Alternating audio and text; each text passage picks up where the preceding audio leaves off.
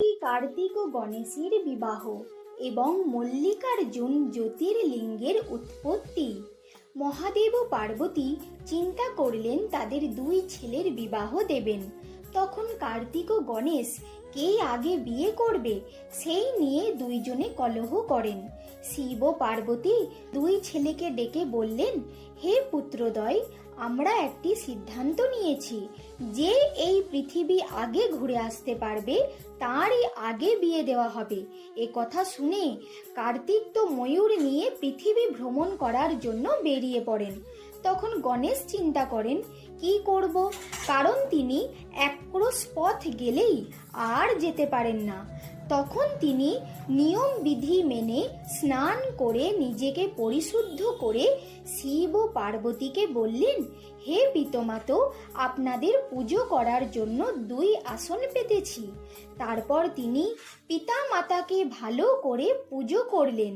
পুজো শেষে বাবা মাকে 7 বার প্রদক্ষিণ করলেন এবং বললেন, বেদে আছে, যে ব্যক্তি পিতা মাতার পুজো পূর্বক তাদের প্রদক্ষিণ করে তার পৃথিবী প্রদক্ষিণ করার ফল হয়, আর যে ব্যক্তি বাবা মাকে ঘরে রেখে তীর্থে যায় তার বাবা মাকে বধ করার সমান পাপ হয়।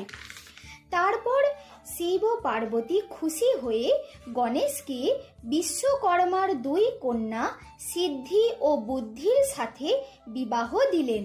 বেশ কিছুদিন পর গণেশের দুই স্ত্রীর গর্ভে দুই সন্তানের জন্ম হয়। সিদ্ধির গর্ভে জন্ম হয় লক্ষর এবং বুদ্ধির গর্ভে জন্ম হয় লাভ নামক সন্তানের। এমন সময় কার্তিকও পৃথিবী ভ্রমণ করে ফিরেছেন। সেই সময় নারদ এসে কার্তিকের সঙ্গে গোপনে দেখা করে বললেন, আপনার পিতামাতা ছল করে আপনাকে পৃথিবী ভ্রমণে পাঠিয়ে গণেশের বিয়ে দিয়ে দিয়েছেন।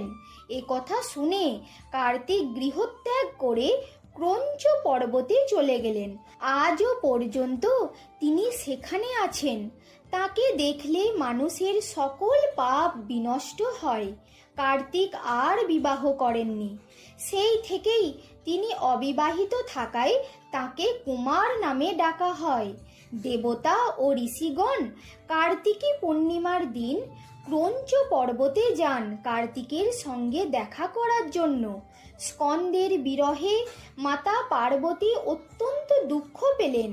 শান্তির জন্য নিজের একটি অংশ রূপে ওই পর্বতে অবস্থান করলেন। ওই পর্বতে মহাদেব মল্লিকার্জুন নামে